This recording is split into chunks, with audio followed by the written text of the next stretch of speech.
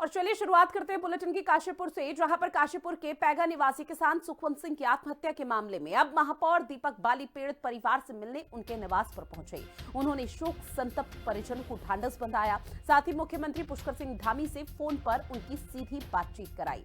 महापौर दीपक बाली ने कहा कि मुख्यमंत्री के निर्देश पर मामले की मजिस्ट्रियल जांच शुरू हो चुकी है। महापौर ने साथ ही ये भी कहा कि इस पूरे मामले पर कोई भी दोषी बख्शा नहीं जाएगा और पूरे मामले में निष्पक्ष और पारदर्शिता तरीके से सख्त कार्रवाई सुनिश्चित की जाएगी।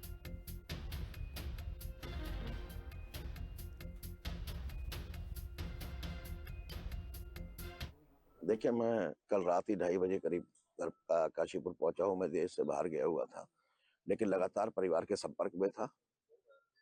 मैं अपनी संवेदनाएं, क्योंकि मैं हृदय से, मेरे से जुड़ा हुआ परिवार है, मैं इस बात को ये बता नहीं सकता आपको कि मन से मैं कितना दुखी हूँ। लेकिन वहां से लगातार माननीय मुख्यमंत्री जी से और परिवार के संपर्क में था, और उसी के लिए ये कहना चाहूंगा कि जो घटना हो गई, मैं तो यही मानूंगा कि वो घटना नहीं होनी चाहिए थी।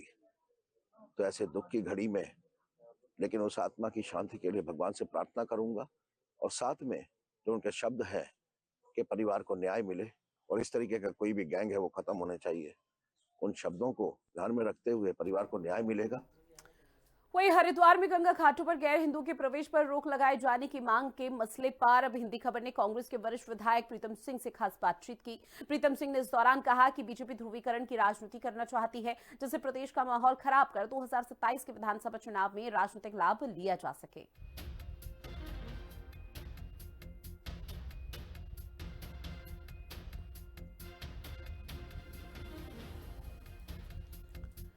और देखिए, जो कांग्रेस के विधायक प्रीतम सिंह जब वो लक्सर पहुंचे तो इस दौरान हिंदी खबर ने उनसे खास बातचीत की, जिसको लेकर उन्होंने तमाम मुद्दों पर यहां पर जिक्र किया। साथ ही जब सवाल जवाब का सिलसिला शुरू हुआ तो ऐसे में प्रीतम सिंह की तरफ से कहा गया कि बीजेपी 2027 के विधानसभा चुनाव के लिए अपने आप को मजबूत करने की कोशिश कर रही है, लेकिन वो जनहित के मुद्दों को नहीं उठा रही है, बल्कि जो राजनीति की जा रही है वो तुष्टीकरण और ध्रुवीकरण की राजनीति है। और ये सब अभी से यहाँ पर बिसात इसलिए बिछाई जा रही है ताकि 2027 के विधानसभा चुनाव में लाभ लिया जा सके। और भी कई ऐसे मुद्दे रहे जिसको लेकर उन्होंने अपनी राय रखी है। साथ ही अंकिता भंडारी हत्याकांड को लेकर भी उन्होंने बात की है। इस पूरे मामले पर सीबीआई जांच की एक बार फिर से बात को दोहराया है। और आपको बताते चले कि जब लक्सर पहुंचे तो लोगों से भी मुलाकात करते हुए नजर आए हैं कांग्रेस के विधायक। और कांग्रेस के विधायक चूंकि लक्सर में है और ऐसे में हिंदी खबर से खास बातचीत में उन्होंने कई महत्वपूर्ण बातों का जिक्र किया और बीजेपी पर कई गंभीर आरोप मढ़े हैं, जहां पर उनकी तरफ से कहा गया कि बीजेपी महज तुष्टीकरण और ध्रुवीकरण की राजनीति करती है और ये सब इसलिए बीजेपी की तरफ से किया जा रहा है ताकि 2027 के विधानसभा चुनाव में लाभ लिया जा सके। साथ ही उन्होंने कांग्रेस का भी पक्ष रखा है और कांग्रेस को लेकर कहा है कि हमारी पार्टी फिलहाल 2027 के विधानसभा चुनाव के लिए जनहित के मुद्दों को उठा रही है, आम जनमानस से मुलाकात कर रही है, उनके दुख दर्द को समझ रही है और उन्हीं से जुड़े हुए मुद्दों को प्राथमिकता के तौर पर उठाया जा रहा है ताकि आने वाले समय में कांग्रेस अपने जनादेश को यहां पर मजबूत कर सके। तो सीधे तौर पर यह कहना गलत नहीं होगा, जो भी बीजेपी और कांग्रेस के बीच में आमने सामने की लड़ाई है ये सीधा चुनाव के लिहाज से बेहद जरूरी देखी जा रही है। और इसी के चलते एक तरफ बीजेपी अपनी खोई हुई यहां पर कांग्रेस ने जो अपनी जमीन को खोया हुआ है उसे वापस से कैसे यहां पर बीजेपी काबिज हो सकती है उसको लेकर रूपरेखा यहां पर बनाई जा रही है। तो कांग्रेस भी कोशिश यही है कि इस बार किसी तरह से 2027 के चुनाव में बीजेपी को सत्ता से उखाड़कर फेंक दिया जाए, लेकिन अभी धरातल पर जो स्थिति है वो कहीं ना कहीं कांग्रेस के लिए कमजोर देखने को मिल रही है। और ऐसे में कांग्रेस के विधायक प्रीतम सिंह जो कि लक्सर पहुंचे और लक्सर के बसेड़ी गांव पहुंचकर उन्होंने कई लोगों से मुलाकात की है। साथ ही आपको बता दें कि हिंदी खबर की टीम भी मौके पर पहुंची और कांग्रेस के विधायक से खास बातचीत की, जिसमें अलग अलग मुद्दों को लेकर उन्होंने अपनी राय रखी है। लेकिन जब 2027 के विधानसभा चुनाव को लेकर पूछा गया तो कांग्रेस के विधायक का सीधे तौर पर कहना कि बीजेपी फिलहाल ध्रुवीकरण की राजनीति कर रही है।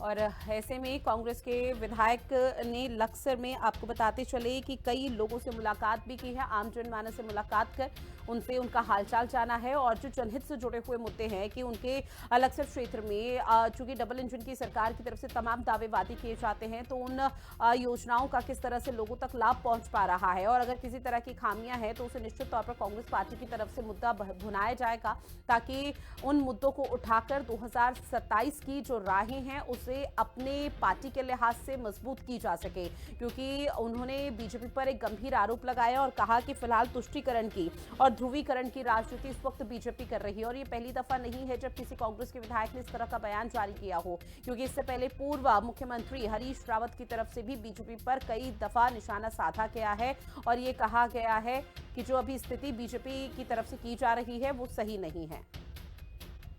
गंगा घाटों पर गैर हिंदू के प्रवेश को लेकर के रोक लगाने की मांग उठ रही है।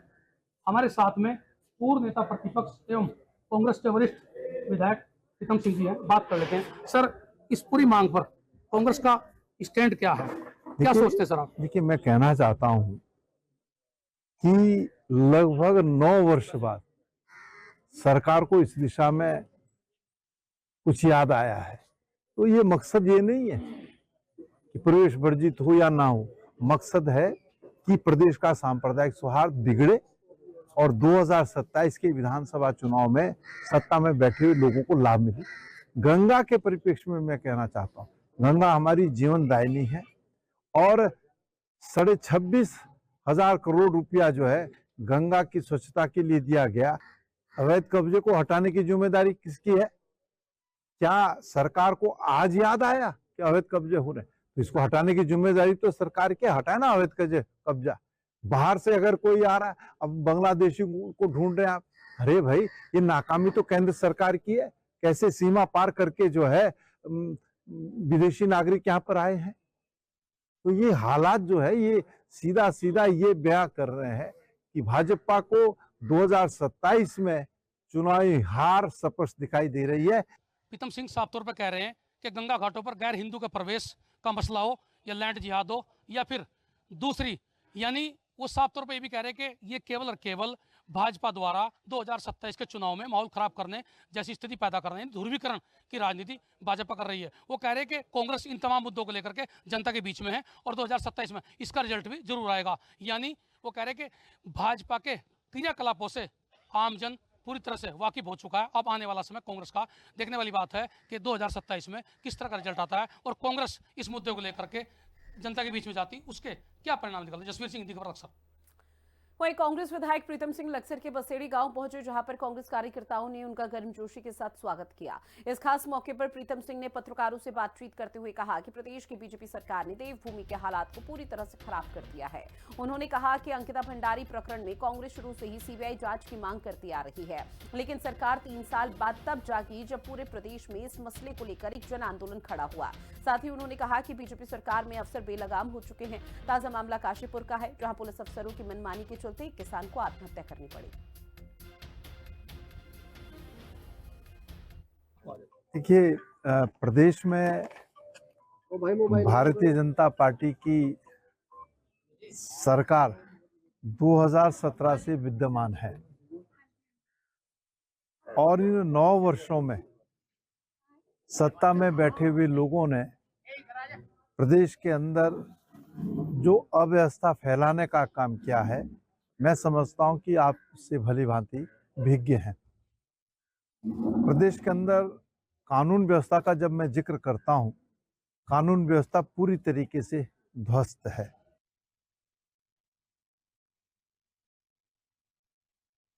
दिखा रहे जहां कांग्रेस के विधायक प्रीतम सिंह ने न सिर्फ बीजेपी पर निशाना साधा बल्कि वहां पर आम जनमानस लोगों से भी मुलाकात की है और उनकी समस्याओं को भी जाना है। साथ ही कहा कि आने वाले समय में कांग्रेस पार्टी इनके तमाम जो जनहित से जुड़े हुए मुद्दे हैं उनको उठाएगी और बीजेपी से सवाल पूछेगी कि डबल इंजन की सरकार ने आखिर अभी तक किस तरह से योजनाएं संचालित की है और उनका लाभ लोगों को मिला। अब बात करेंगे काशीपुर की, जहां पर किसान आत्महत्या मामले में सीएम पुष्कर सिंह धामी की तरफ से भले ही जांच के आदेश दे दिए हों, लेकिन इस पूरे मामले में अब गदरपुर से बीजेपी के विधायक अरविंद पांडे से सीबीआई जांच की मांग उठाकर सरकार की मुश्किलें 4 गुना बढ़ा दी गई। वहीं कांग्रेस भी इस पूरे मामले को लेकर अब सरकार पर हमले तेज कर दिए हैं। रिपोर्ट देखिए।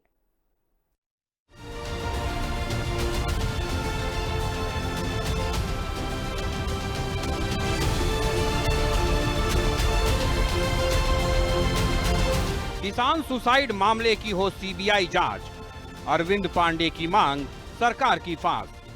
बीजेपी विधायक के बयान पर गरमाई सियासत, कांग्रेस के हमले तेज, सरकार की बढ़ी मुसीबत। काशीपुर के किसान सुखवंत सिंह की आत्महत्या मामले से उत्तराखंड की सियासत गरमाई हुई है। नैनीताल जिले में आत्महत्या करने वाले किसान सुखवंत सिंह ने मरने से पहले फेसबुक लाइव करके अपनी आत्महत्या के लिए जिम्मेदार लोगों का नाम लिया था।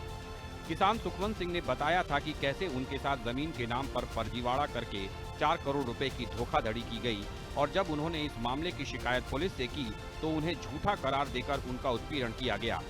मृतक किसान ने उधम सिंह नगर के एसएसपी पर भी इस मामले में लापरवाही के आरोप लगाए, साथ ही इस मामले की सीबीआई जांच की मांग की।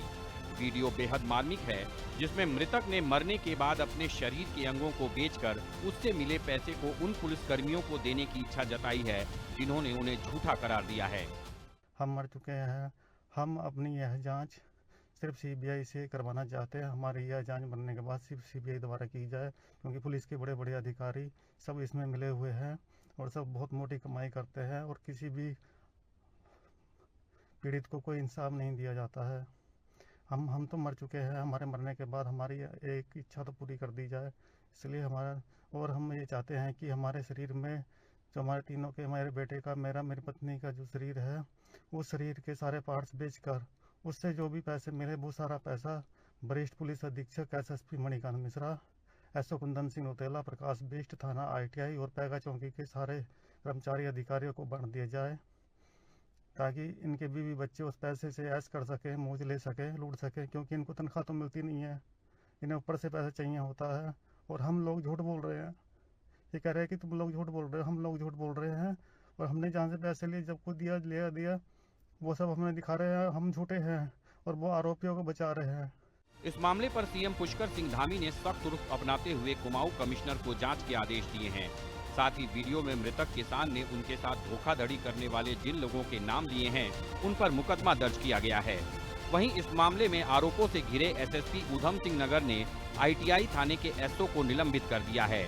साथ ही अन्य 10 पुलिसकर्मियों को लाइन हाजिर किया गया है। सरकार की ओर से इस मामले में की गई कार्रवाई के बीच गदरपुर से बीजेपी विधायक अरविंद पांडे ने सीबीआई जांच की मांग उठाकर सरकार की मुश्किलें बढ़ा दी हैं। अरविंद पांडे ने सवालों से घिरे उधम सिंह नगर एसएसपी पर भी तंज कसा है। विधायक अरविंद पांडे ने कहा है कि सिस्टम में बैठे अधिकारी खुलेआम दलाली पर उतर आए हैं, जिस पर अंकुश लगना चाहिए। वहीं अरविंद पांडे के बयान को लेकर कांग्रेस ने सरकार को आड़े हाथों लिया है। कांग्रेस प्रदेश अध्यक्ष गणेश गोदियाल और नेता प्रतिपक्ष यशपाल आर्य ने मृतक किसान के परिवार से मुलाकात के बाद कहा कि आरोपों से घिरे उधम सिंह नगर एसएसपी पर कार्रवाई क्यों नहीं की गई। और इन्हीं सब व्यवस्थाओं में शामिल अधिकारियों की मानसिकता दलाली में लिप्त हो चुकी है। कई चीजों को सत्ता पक्ष विपक्ष इस दृष्टि से नहीं सोचना चाहिए, इंसानियत के नजरिए से देखना चाहिए। इस प्रदेश को हम लोगों ने सबने आंदोलन करके इस प्रदेश को बनाया था कि यह देवभूमि है और इस देवभूमि में कुछ राक्षस पैदा हो गए हैं जो अपने बच्चों के हित के लिए, मोटी कमाई के लिए, इनकी कार्य प्रणाली की वजह से पता नहीं कितने लोग अपना घर छोड़ के भागे हुए हैं। इस घटना की इसकी सीबीआई जांच होनी चाहिए। पुलिस के उस आला अधिकारी पर सरकार ने हाथ नहीं डाला। एक आरोपी व्यक्ति दूसरे आरोपियों को सस्पेंड कर रहा है, लाइन हाजिर कर रहा है, लेकिन जिस पर मुखिया है जो यहाँ की पुलिस का, उस पर कौन एक्शन करेगा? उस पर सरकार को करना चाहिए था। अभी तक सरकार को एक्शन कर देना चाहिए था, अभी तक वो नहीं हुआ है। तो ये स्पष्ट रूप से दिखता है कि किसके इशारे पर ये सब हो रहा है। काशीपुर के किसान की आत्महत्या मामले ने राज्य के पूरे सिस्टम को कटघरे में खड़ा कर दिया है। वहीं इस मामले को लेकर विपक्ष के साथ ही सत्ताधारी बीजेपी के विधायक अरविंद पांडे ने सीबीआई जांच की मांग उठाकर सरकार की परेशानी बढ़ा दी है। देखना होगा कि किसान की आत्महत्या के बाद कार्रवाई कर खुद को पाक साफ दिखा रहे उधम सिंह नगर के एसएसपी पर कब कार्रवाई होती है और इस मामले में ऐसी क्या सख्त नजीर पेश की जाती है जिससे भविष्य में सिस्टम के मारे किसी शख्स को आत्महत्या के लिए मजबूर न होना पड़े। देहरादून से संवाददाता दीपिका भंडारी और शुभांगी भट्ट के साथ ब्यूरो रिपोर्ट, हिंदी खबर। और चलिए बात करते हैं अब अगली खबर की, जहां बीते 5 सालों से राजकीय स्नातकोत्तर महाविद्यालय लोहाघाट के एनसीसी कैडेट नई दिल्ली में गणतंत्र दिवस परेड में हिस्सा ले रहे हैं, जो संस्थान के लिए गौरव का विषय है। अब इसी क्रम में इस वर्ष एनसीसी के तृतीय वर्ष के कैडेट सौरभ कुमार का चयन नई दिल्ली में गणतंत्र दिवस परेड के लिए हुआ। सौरभ कुमार की इस उपलब्धि पर महाविद्यालय परिवार, शिक्षक और विद्यार्थियों ने खुशी जाहिर करते हुए उन्हें ढेरों शुभकामनाएं दी हैं।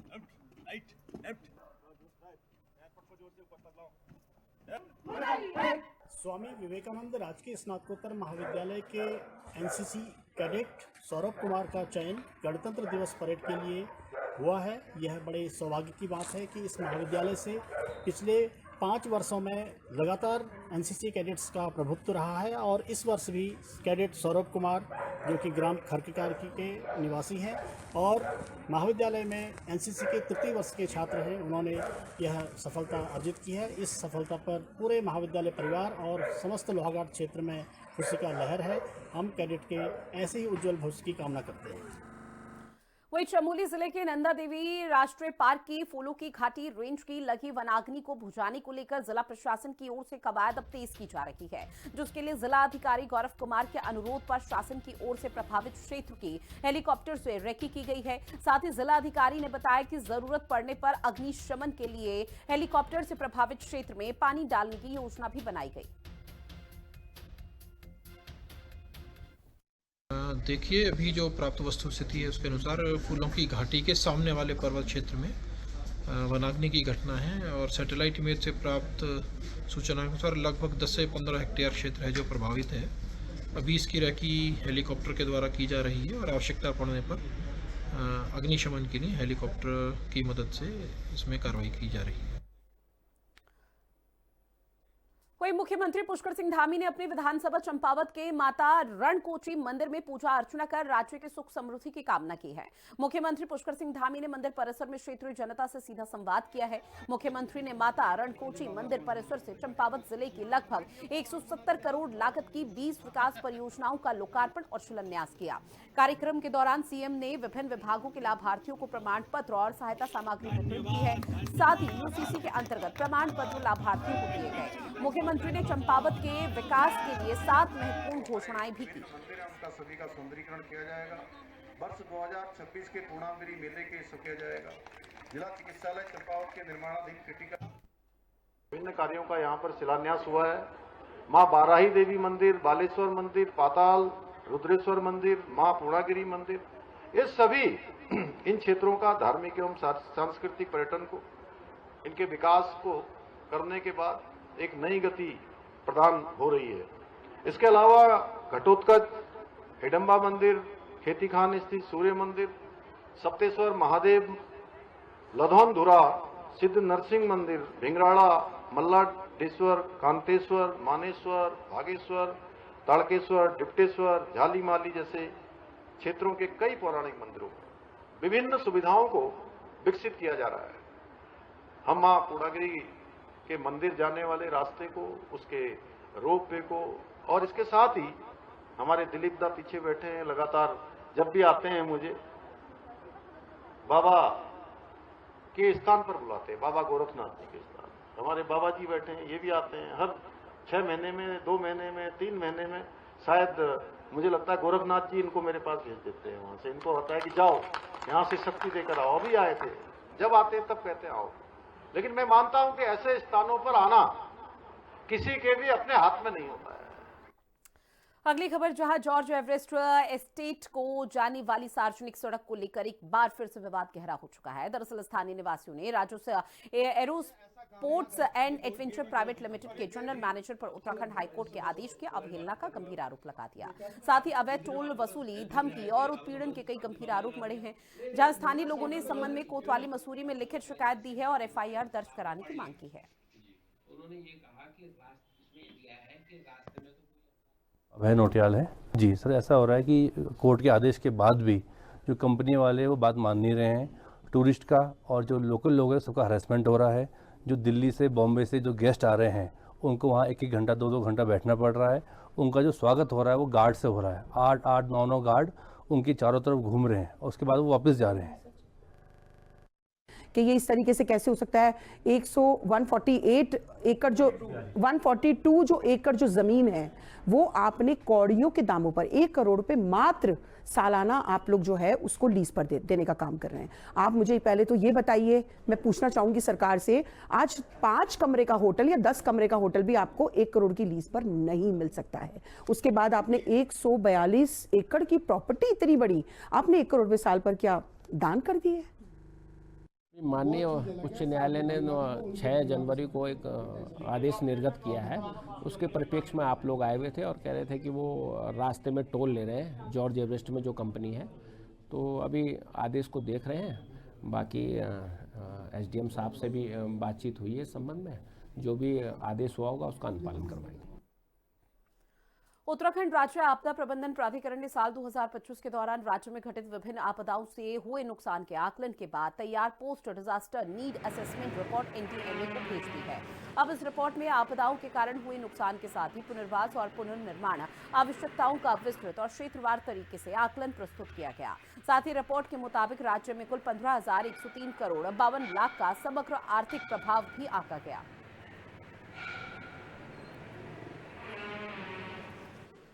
अब हरिद्वार की करते हैं, जहां मकर संक्रांति के पावन स्नान पर्व को लेकर धर्मनगरी हरिद्वार में पुलिस और प्रशासन पूरी तरह से अलर्ट मोड पर नजर आ रहा है। एसएसपी प्रमेंद्र सिंह ढोभाल के निर्देश में मेला क्षेत्र को 8 जोन और 22 सेक्टर में विभाजित कर दिया गया है। सुरक्षा के साथ साथ भीड़ नियंत्रण और यातायात व्यवस्था को लेकर विशेष कार्य योजना लागू की गई है ताकि श्रद्धालु सुरक्षित और सुगमता से गंगा स्नान कर सकें। जो पहला महत्वपूर्ण स्नान मकर संक्रांति का स्नान ही माना जाता है, जिसमें हरिद्वार में समस्त जो पुलिस बल है उनको ब्रीफ करके लगाया जाता है। आज भी समस्त पुलिस बल की ब्रीफिंग की जा रही है, जिसमें पूरे मेला क्षेत्र को 8 महत्वपूर्ण जोनों में और 22 सेक्टर में विभाजित किया गया है, जिसमें पर्याप्त पुलिस बल दिया गया है। साथ में पीएससी और बीडीएस, एटीएस वगैरह जितने हमारी अनुषंगिक जितने यूनिट्स हैं उनको भी साथ में लगाया गया है। ट्रैफिक प्लान ऑलरेडी पहले सर्कुलेट किया गया है, रूट डाइवर्जन प्लान बताया जा चुका है।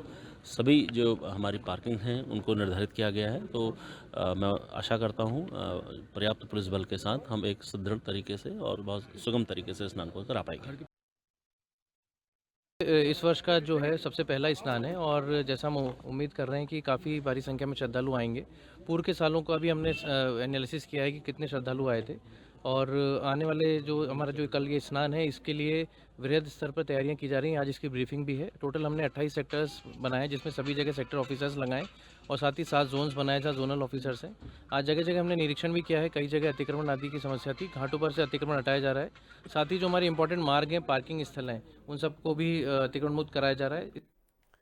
अब बात अगली खबर की करते हैं, जहां पर बागेश्वर धाम में 13 जनवरी से 20 जनवरी तक ऐतिहासिक नुमाइश मैदान में लगने वाले ऐतिहासिक उत्तरायणी मेले का शुभारंभ हो चुका है। आपको बता दें कि जिला प्रभारी कैबिनेट मंत्री सौरभ बहुगुणा ने ऐतिहासिक धार्मिक पौराणिक उत्तरायणी मेले का विधिवत तरीके से शुभारंभ किया। कैबिनेट मंत्री ने नुमाइश मैदान में लगे हुए विभिन्न सरकारी स्टॉलों का निरीक्षण भी किया। उत्तरायणी मेले को लेकर बागनाथ मंदिर को 2 क्विंटल प्राकृतिक फूलों और फूल मालाओं से सजाया गया। बहुत भव्य रूप से इस मेले का आयोजन किया गया है। यहाँ पर स्टॉल लगाए गए हैं। जिन लोगों के कृषकों के स्टॉल मैंने देखे, पशुपालन के स्टॉल देखा, मत्स्य का स्टॉल देखा, हमारे जो आजीविका से जुड़े हुए लोग हैं जो अपनी आजीविका यहाँ पर सरकार की योजनाओं के माध्यम चला रहे हैं, वो अपने स्टॉल उन्होंने यहाँ पर लगाए हैं। उन सबको बहुत बहुत बधाई देता हूँ कि उन्होंने सरकार की योजनाओं के से अपने आप को जोड़ा है, अपने आप को रोजगार से जोड़ा है, अपनी आजीविका आगे बढ़ाई है।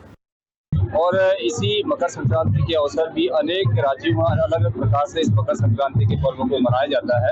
उत्तराखंड और विशेष रूप से बागेश्वर में हम लोग इस मकर संक्रांति को उत्तरायणी मेले और विद्या पर्व के रूप में हम लोग इसको मनाते हैं। निश्चित रूप से यह पर्व हम सबके लिए एक ऐसा पौराणिक पर्व है जो हम सबको जोड़े रखता है।